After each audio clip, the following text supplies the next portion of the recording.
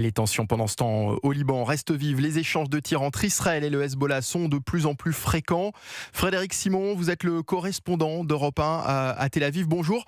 Le cessez-le-feu est pourtant toujours en vigueur. Il a donc été prolongé, on vient de l'entendre, par le président américain. Comment réagissent ce matin les Israéliens suite à cette annonce ? Oui, le président américain a en effet décrété une prolongation de 3 semaines du cessez-le-feu officiellement en vigueur au Liban, après avoir reçu à la Maison-Blanche les ambassadeurs d'Israël et du Liban aux États-Unis. Les deux diplomates dirigeaient les équipes de négociateurs de leurs pays respectifs au cours du second cycle de pourparlers qui s'est tenu hier à Washington. Et à cette occasion, Donald Trump a une nouvelle fois assuré qu'une rencontre entre Benjamin Netanyahu et le président libanais Joseph Aoun se tiendra dans la capitale américaine dans un futur proche. Selon ses propres termes, les États-Unis, a-t-il encore affirmé, travailleront avec le Liban pour l'aider à se protéger du Hezbollah.